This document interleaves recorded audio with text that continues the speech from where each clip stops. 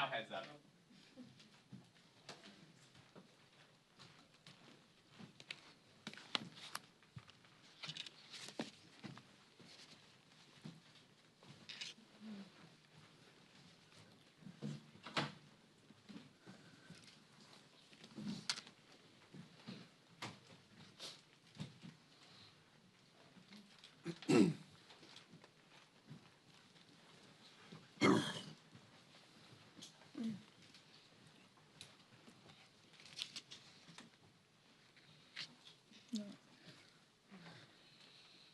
Thank you all for being here.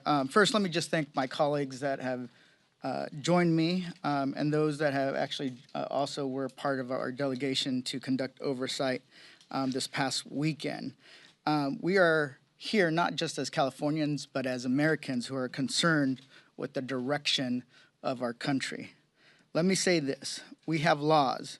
We have to go by the laws. We can't call in the National Guard unless we're requested by a governor. Those are not my words.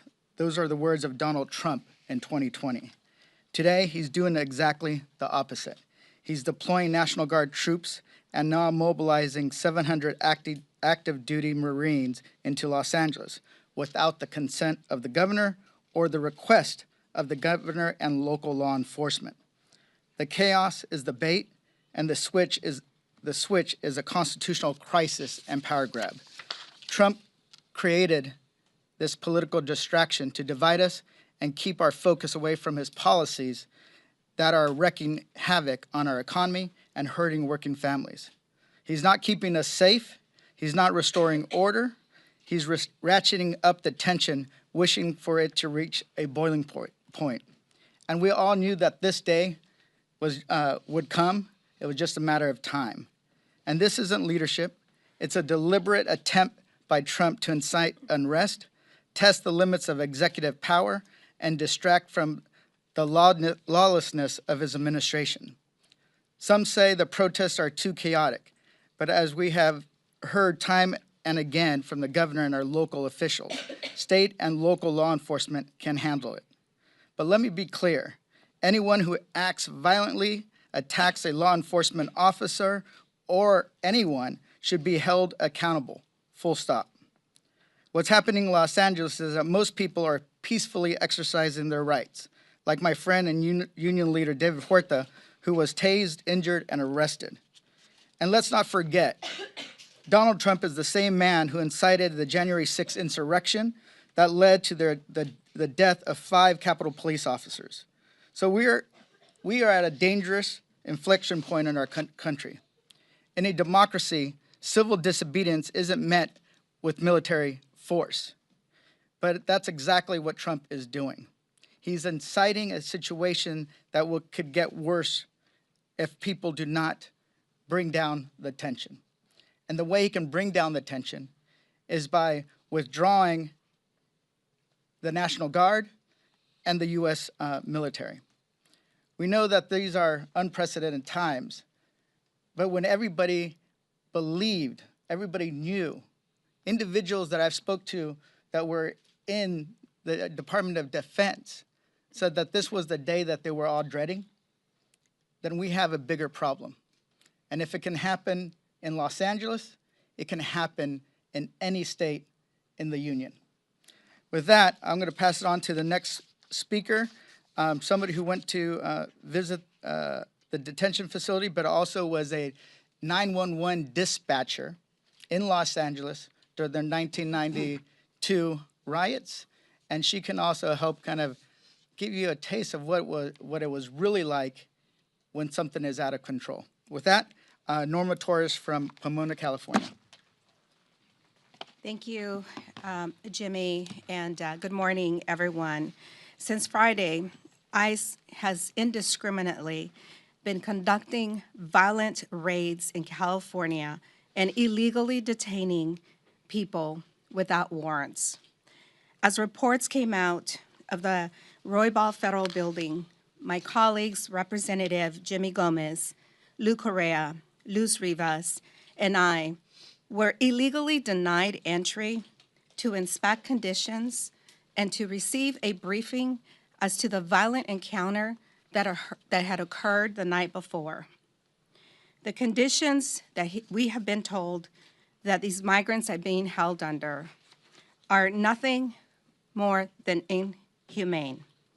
President Trump's administration is escalating its anti-immigrant agenda in dangerous and unacceptable ways, from calls to mass deportations to the revival of family separation tactics, deploying the military on our streets. These conditions threaten the very fabric of our community. DHS and ICE are emboldened by this administration. They are operating outside of constitutional bounds. They are denying congressional oversight, using chemical agents against members of Congress, our staff, and targeting Latino neighborhoods with impunity. This is no longer about immigration policy. It is about human dignity and the rule of law. We are witnessing ICE ignoring federal laws designed to protect families.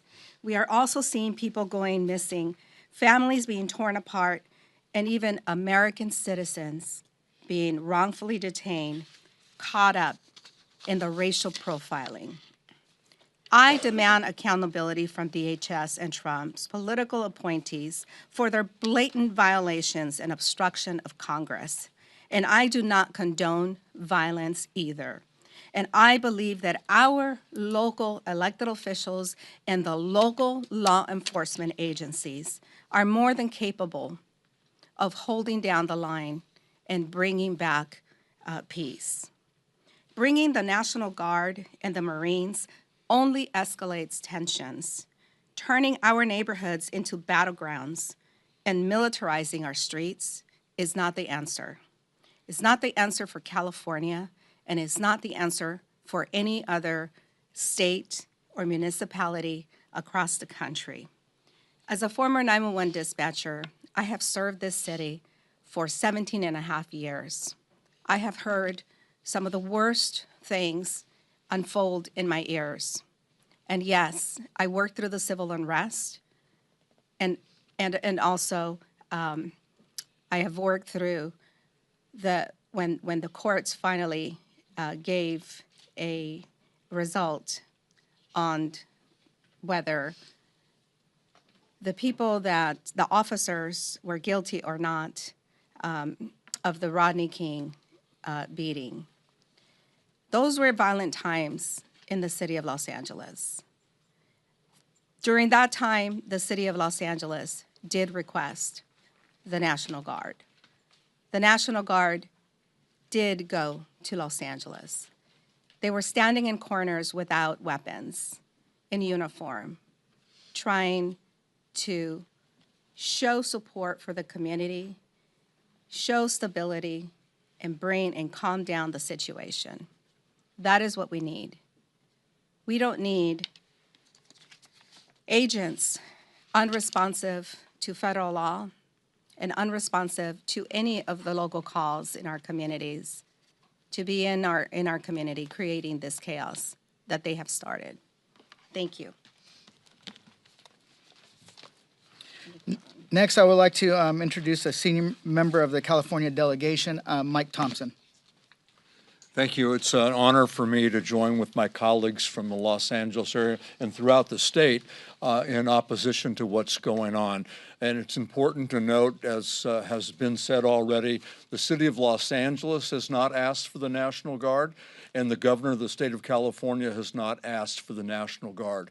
It is unprecedented what this individual is doing, but it's exactly what he does best, dividing the people and creating chaos, testing his limits of power, and also diverting attention away from many of the disastrous programs that he's trying to perpetrate on the people of the United States of America. This has to end. It's not fair to the military personnel who've been called out. It's certainly not fair to individuals who are peacefully protesting, and peacefully protesting is important. If you're breaking the law in your protest, if you're causing damage, if you're attacking people, you most certainly should be arrested, and you should be held accountable.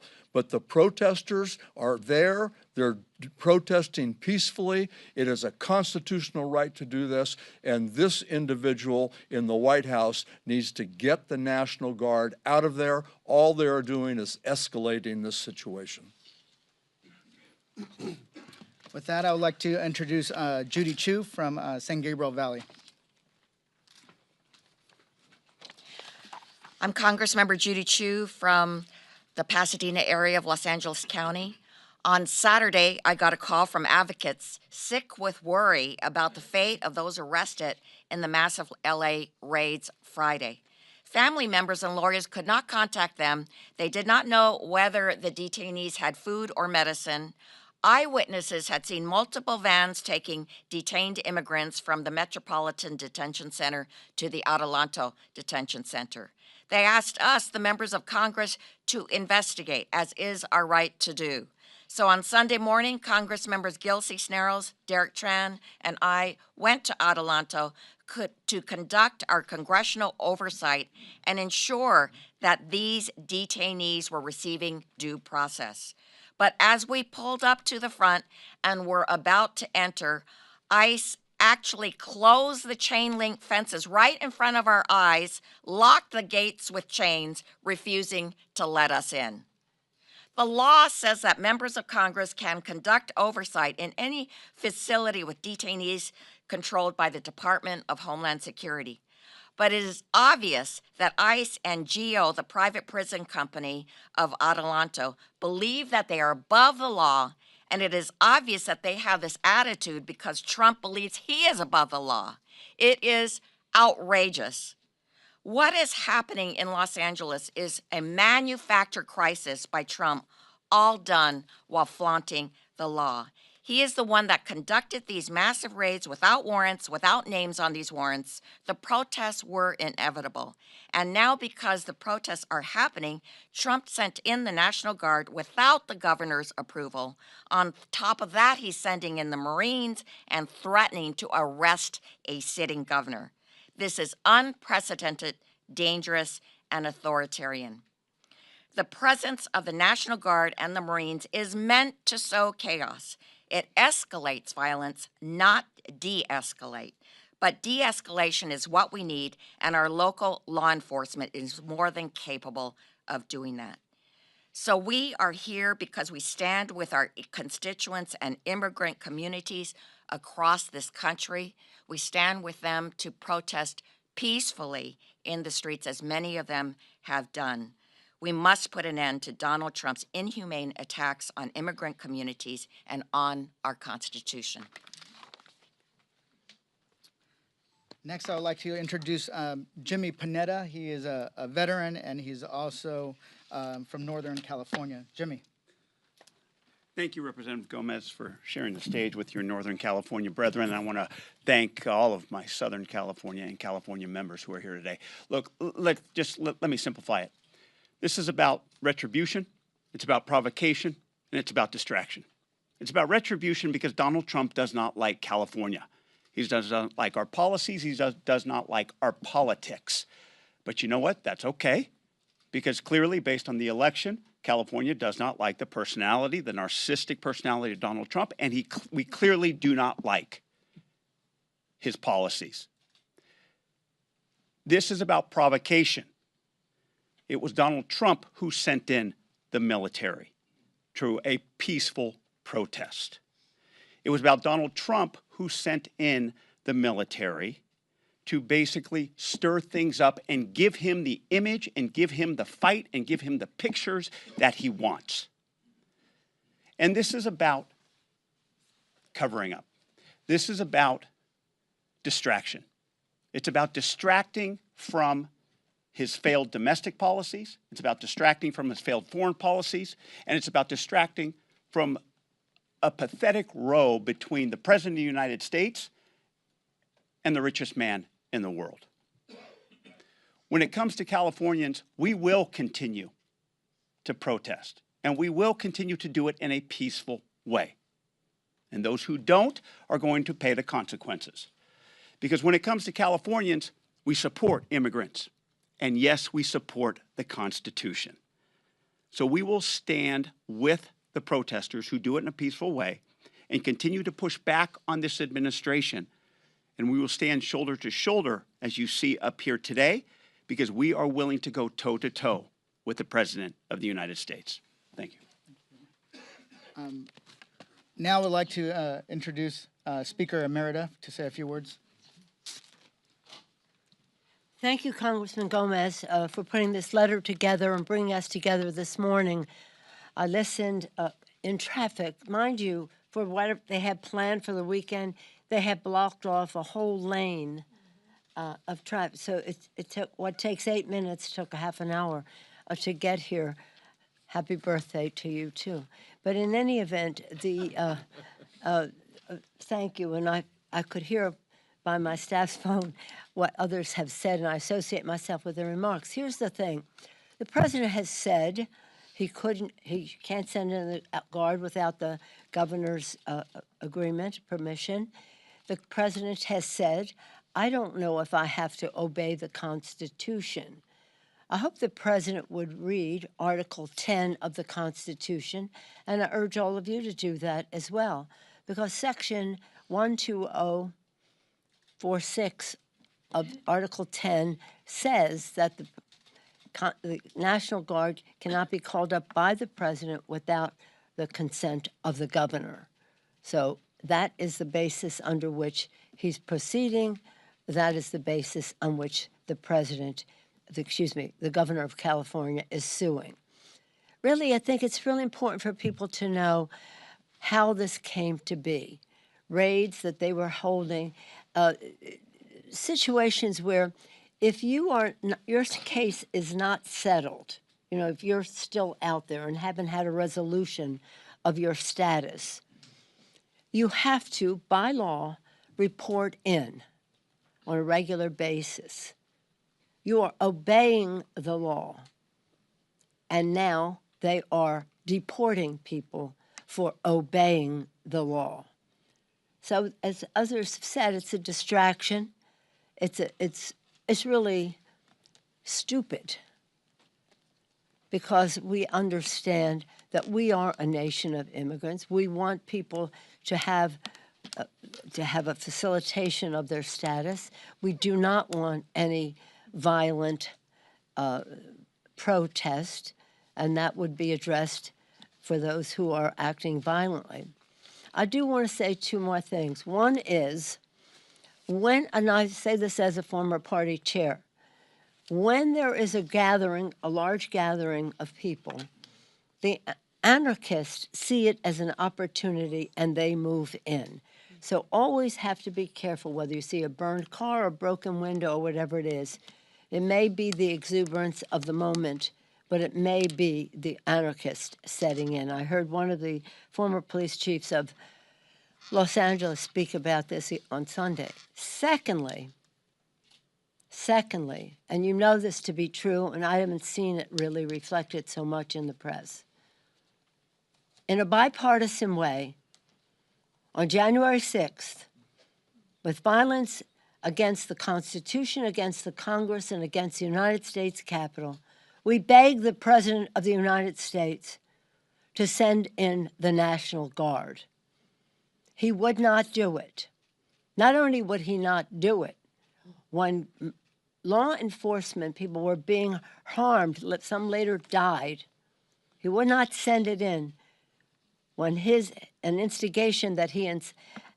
insurrection that he incited was causing damage to those assigned to protect the Capitol and the Constitution that day, to accept the results of the Electoral College. That day, he didn't do it. He forgave those people. Now his people want to raise money for them, and yet, in a contra-constitutional way, he has sent the National Guard into California. Something is very wrong with this picture. Inconsistent in his actions, contrary to his own statement that he couldn't, of a year ago, that he couldn't send anyone in without the governor's consent, any place. and in violation of the Constitution. Thank you again, Mr. Gomez, for bringing us together.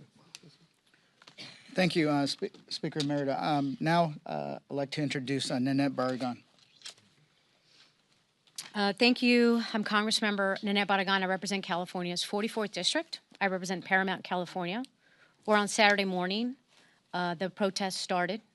Where on Saturday morning, you had ICE agents beginning to stage what was believed to be an enforcement activity at the Home Depot lot across the street. They were going to look for people looking for work, not for criminals, but for people looking for work. Word got out, and protesters showed up to protest.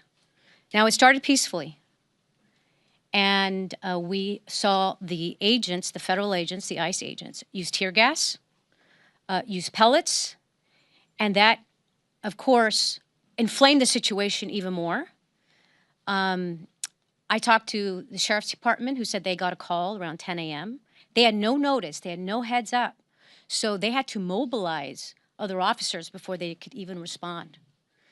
Now, we've seen an image of somebody who was violent that day, and we all condemn the violence, and those people should be prosecuted.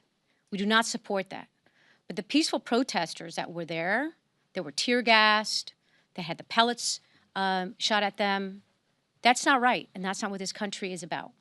That evening on Saturday, around 8 p.m., I spoke to the Paramount Police Department, the sheriffs there, and the situation was mostly under control. There was a few people left.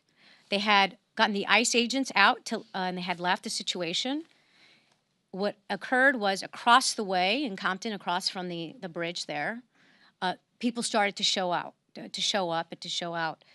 And we saw some of the evening crowd start doing things like property damage. And again, these are folks that we don't agree with and we condemn. The police department was very clear.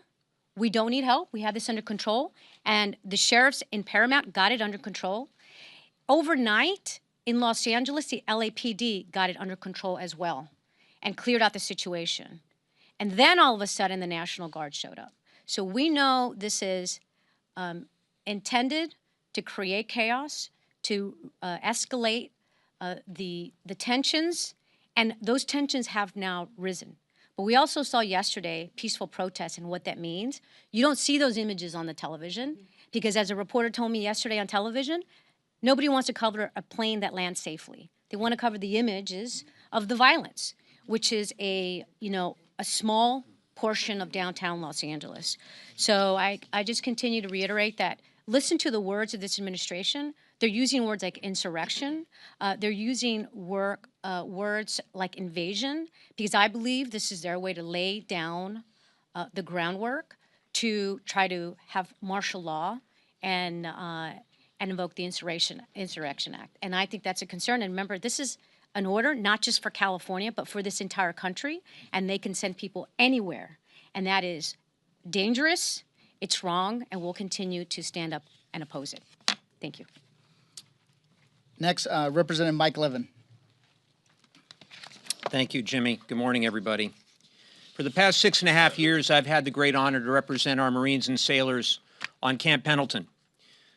And during my time in Congress, I've fought for them, I've fought for their families, I've fought for our veterans to ensure that our service members are the most prepared anywhere in the world. And through my work, I've had the privilege of meeting with so many Marines stationed right at Camp Pendleton and the surrounding communities. And I can tell you that none of them signed up for what the Trump administration is doing right now. Our Marines did not sign up to repress civilians. They didn't sign up to be used as pawns in a political agenda. The decision to deploy Marines to Los Angeles is an abuse of power. Full stop. The state of California, as has been said, neither requested the National Guard nor the Marines. The president sent them anyway. It's all about power. Let me be very clear, as my colleagues have said, we all support the right to peaceful protest. It's essential for a healthy democracy. We strongly condemn the agitators who are committing acts of violence. Their behavior is completely unacceptable. And they're giving people like Stephen Miller exactly the images that they want. And that makes it even easier to then pick a fight over political retribution.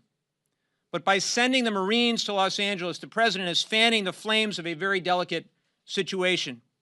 He wants the protests to spiral so he can crack down even further. I'll always support our service members. And the vast majority of Marines are not trained for this. They're training for non-lethal weapons and for crowd control and for civil disobedience. It's happening right now because they haven't had it before. It's a total of 4 days that they're training for this purpose. It's dangerous, and it threatens the very apolitical nature of our armed forces. Again, the president's sending Marines into a state that has not asked for their help, into a situation they're not trained for. I'm concerned this is not going to end well. We're going to continue to fight back against it in every way that we can. Thank you, Jimmy. Thank you, Mike. Now, another member from the LA area, Luz Rivas.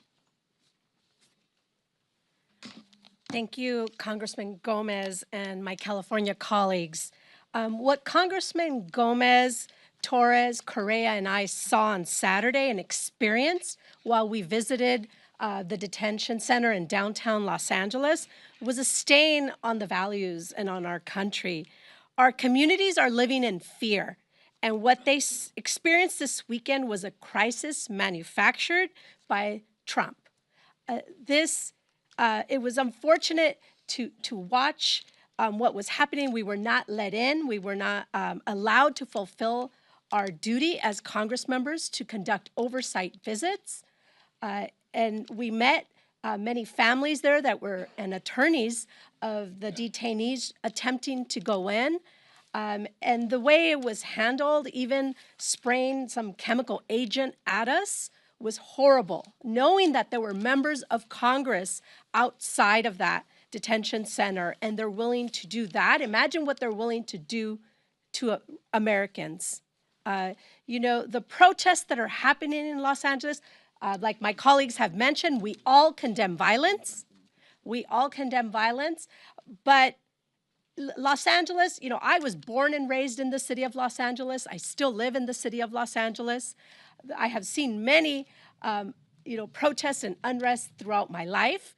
And this one is happening in like 3 small blocks in downtown Los Angeles. The images that we see on the media, of course, unfortunately, are people that are hijacking this for their own cause, but for the most part have been peaceful. The law enforcement of Los Angeles can handle this. There was no need to call in the National Guard, and I support the governor in his request to rescind that today. So I join my colleagues to condemn what is happening and to support Californians and Los Angeles. Thank you. Thank you. Since we're running out of time in the room, I want to start taking some questions if people have it, and then some of the members who haven't spoke will be able to jump in and answer some of those questions. Go ahead. A recent CBS YouGov poll found that 54% of Americans support the administration's deportation of illegal immigrants in the United States. Is the Democratic Party in any way out of touch with voters on this issue? If you really start digging into the polling, it shows that it's when you start pointing out who it is, right? That if it's a mom that's been here, that's sought asylum, that's gone through the process, that it's children, then all of a sudden they don't support the deportation of those individuals. Donald Trump sold it as going after criminals, but they're going to Home Depots and car washes and restaurants. I don't know how many MS-13 members are working at car washes, Home Depots, and restaurants.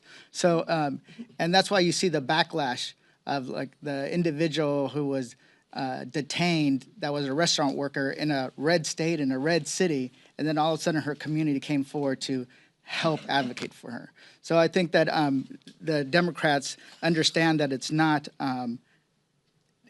about all immigrants. It's that how Donald Trump's trying to portray immigrants. Next question. Go ahead. Senator Fetterman tweeted, posted on X, he said, "My party loses the moral high ground when we refuse to condemn setting cars on fire, destroying buildings, and assaulting law enforcement." how would you react? Well, We all could. go ahead. I wanted to ask, I know you touched on this a little bit, some of you, but the president joking about arresting Governor Newsom. I don't Not think a that was a joke. joke. That was not a It wasn't a joke. I mean, speak to that, the concern that this is.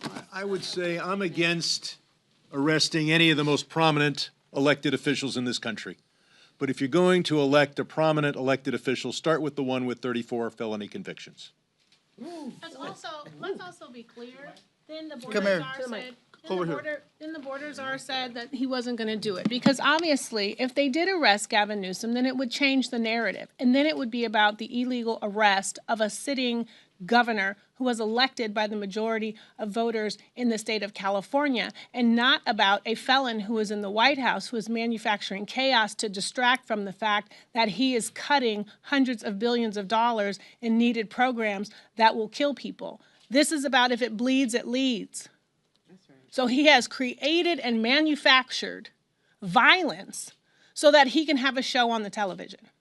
But other people, older people, folks who are disabled, young people are going to be bleeding when Medicaid gets cut, when people are evicted from their homes. And this has been an illegal deployment of the Marines and the National Guards without the request or the consent of the sitting mayor and the sitting governor of the state of California. So are you suggesting this is So what we're talking about here is bad faith enforcement of our immigration laws. As the Speaker Emerita alluded to, people have to check in. People are following the law when their cases have not been fully adjudicated, and ICE is doing something unprecedented. They are arresting and deporting people who are following the law. That has understandably created people who have been put in an impossible situation. Americans do want our immigration laws enforced, but they're also fair. They don't like unfairness. They don't like people being denied due process rights. And that's what's actually going on also here when people show up to their hearings and then thinking they're obeying the law and then seeing their families being arrested and taken away, or showing up to schools and parents separated from their kids. This is going to inflame communities. These are intentional acts of inflammation by this administration. They need to pull back. They need to pull back the National Guard, and they need to rein in ICE's inflammatory tactics. So are you suggesting that this is a distraction from the big, beautiful bill and the Yes, Go ahead. All right, right here. Now, you mentioned that you want to have the National Guard withdrawn, you don't want the National Guard being involved in this. You also mentioned the insurrection, so to speak, on January 6th. That was back when the National Guard was pulled back and was waiting for a long period of time, and then there was a big investigation that was put into that, and people said, "Where's the National Guard? We're having all these rioters who came into the Capitol. Where is the National Guard?" Then all of a sudden, here we had the National Guard that was put in there because there was, let's face it, a lot of rioters and a lot of violence that was going on there that you're calling peaceful protesters. But a lot of people didn't see that on the TV screens. So either you don't have the National Guard that didn't come in on time on January 6th, or you do have the National Guard where there was violence. We did see it on our TV screens. What do you want? So, wait a second. So on January 6th, I was here. There was 50,000 people outside. They were scaling the walls. They were bashing in, breaking in, with members of Congress trapped in the gallery, including myself, including a lot of the people here. That was a dire situation where the police were run over. People were beaten with. And the difference is Speaker Pelosi asked for help. Very different situation. And here's the thing. Donald Trump is the one that was actually inciting that. And here's what's also going on. How many police officers have died in LA? 0. How many people died on January 6th? 5. How many people their heads were beaten in here? At least 1 or 2 or maybe more, right? There was so when people say that it's Democrats are being not consistent is completely wrong. Next question. Can we get their outlet when they ask a question? Yeah. Where you with? Why address this as a distraction from instead of treating it as a goal unto itself. Who are you with again? I'm Hula Chavez with Reuters, sir. Who wants to answer that? Anybody? The distraction question. Instead of, I think there's some difference of opinion here as to what Trump is trying to distract us from.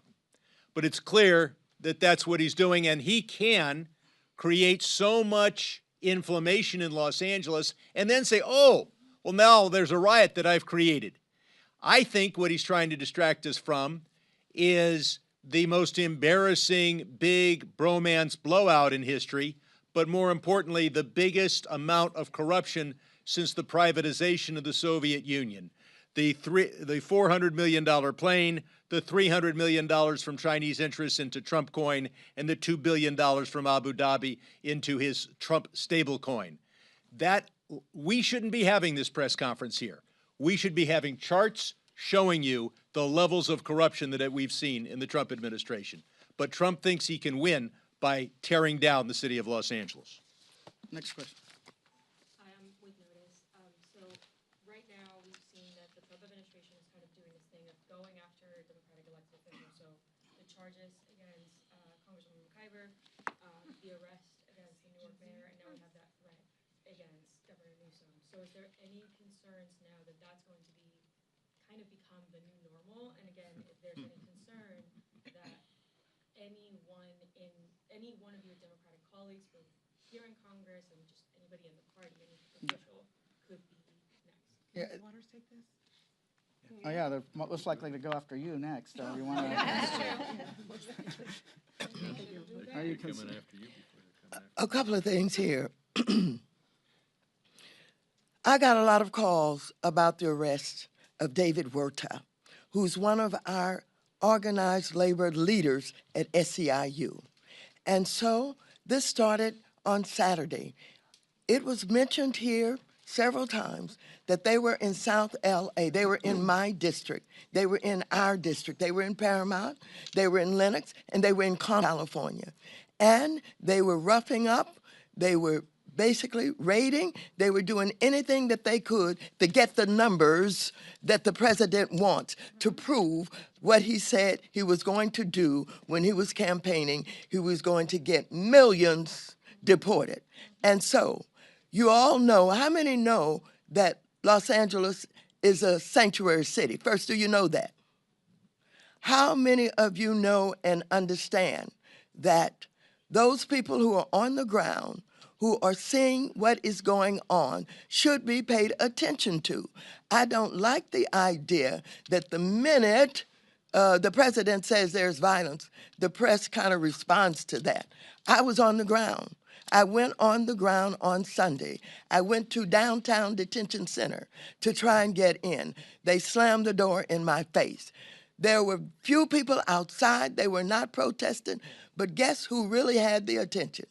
It was the National Guard, armed with huge, look like AK-47, huge weapons pointed at the people on the sidewalk who were barely protesting at all.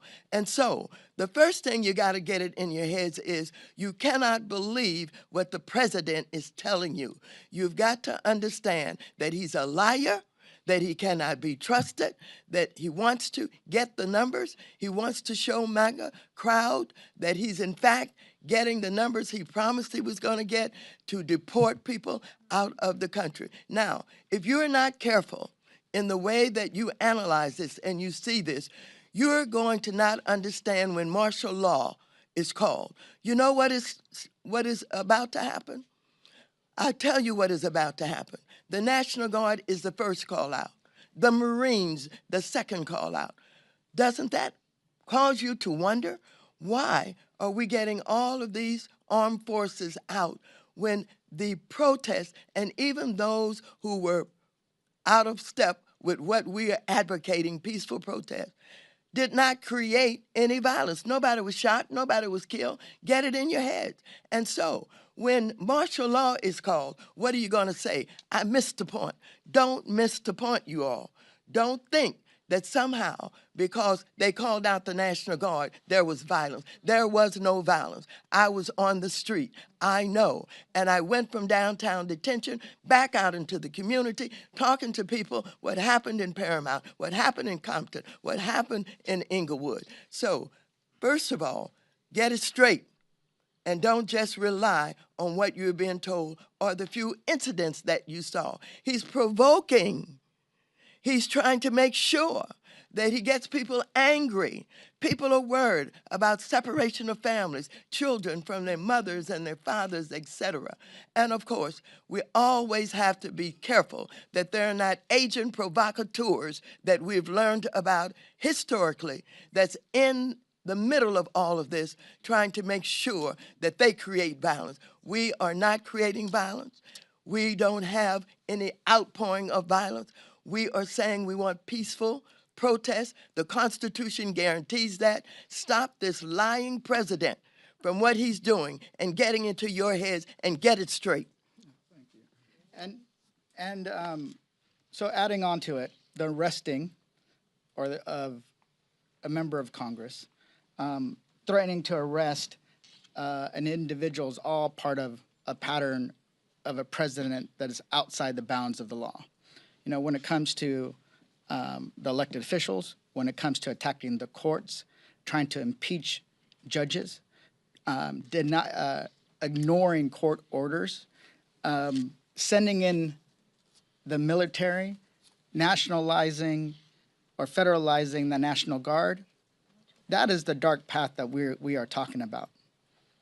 That is the path we are on, where he will end up in a place where he ends up calling martial law unless the American people see that what's going on in California is an excuse to test the bounds of his authority or break those bounds completely. Jimmy, just to back up what Maxine's saying. So we received a briefing from the general who commands our National Guard. I asked him in that briefing, is there any coordination between the now federalized National Guard and Los Angeles and state officials? He was at pains to say he didn't see any. Of the 2,000, that's the number you're throwing out there. That's the big dramatic number. 2,000 National Guard nationalized. Do you know how much? Do you know how many that our general reported actually being used? 1,600 are actually staying. They're not being used. They're not been tapped. About 325. 3 different locations, 50 guard at a time at each location, being replaced after 12-hour shifts. 150 people. Then he justifies another 700 Marines. Come on, press corps. Ask your questions. Right. Get the reporting straight. Right. You're reporting 2,000 sent to California, 700 Marines. This is ridiculous. This is nothing. This is much ado about nothing that this president's created. It's all a sham. Our people are seeing through it. You've got to help get the truth out there. That's right, absolutely. Can I just add 10 seconds really quick? I also want to highlight, as what's been pointed out, the pattern. It's even the attack on the press. We have seen in the coverage of the LA, of what's happening right now in Los Angeles, is a reporter from NBC who had a press vest on, saying he was the press, being roughed up, told he had to leave. Yep. Last night we saw a CNN reporter who was luckily on air, who was called over. They started to arrest him and then told him that he had to get out. And we've seen clips of the reporters who are doing live shots, doing nothing, not even protesting, they're reporting and they're being shot with pellets. Okay, and those are the ones that we have documentation of. So these are reporters. These are your colleagues, and they're going after you too. And we know this president has thrown out the press that he doesn't like when they're reporting from the Oval Office. So this is a pattern of going down the road of being a dictator. And someone should be asking how much all this is costing. So I want to, I actually have to go to I'm on the House Intelligence Committee, so I have to go run. But I'm going to let Mike Levine. One thing. Okay. Hi, Laura Friedman from Los Angeles. I just want to add a little anecdote about the effect of bringing the Marines in and bringing the National Guard in. So I'm a mom. I'm in a moms group on Facebook. You know, a bunch of non-political moms chatter about all kinds of stuff. Going into the weekend, the chatter turned to the raids. These are mostly American citizen moms, I'm assuming, you know, in suburban Los Angeles, very concerned about the raids, felt it was inhumane, have seen kids pulled out of school. We saw a huge reduction of kids going to school in Los Angeles. So they wanted to help. They were asking, where do we go and protest? In the last day, the talk that I have seen in this group is that they're afraid of their own government. They haven't been saying they're afraid of the guys, of the bozos that we see throwing rocks, you know, who need to go to jail, they need to get arrested, totally unacceptable, they're putting everyone in danger. But they're afraid that they're going to get shot by the National Guard. They're asking each other, are the Marines going to have live ammunition? Are they going to be shooting into the crowd? There's an effect here of chilling Americans' ability to exercise their First Amendment rights and protest. This is a bunch of moms who want to support their undocumented community members who are now scared to go to protests here in America. That's the effect that these policies from this president are having on citizens. That should be a bigger story. And they're asking each other, is it safe to go? I just want to go and stand and hold a sign. Are they going to arrest me? Are they going to shoot at me? That should be something that gives all of us pause in this moment. Just following up on the use of the Marines, I hope you asked the tough questions. What are the rules of engagement and what is the legal authority? I can tell you the legal authority is a gray area at best. The Marines are only able to protect the federal property and federal personnel unless the president invokes the Insurrection Act, which he has not done. I have tried to find the legal authority. The closest we've come is a memo from 1971 used during the Nixon administration. There's no section relevant in the United States Code. The section relied on for use of the National Guard is solely for purposes of the use of the National Guard. So I asked that question. And as far as the rules of engagement, these are Marines who are trained in lethality. This is the most lethal fighting force in the world. They're not trained in the use of non-lethal weapons. They're not trained for civil disobedience. They're not trained for crowd control. Ask the questions. What are the rules of engagement? What is the legal authority? Thank you.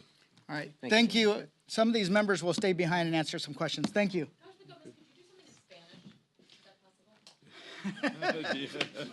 Now.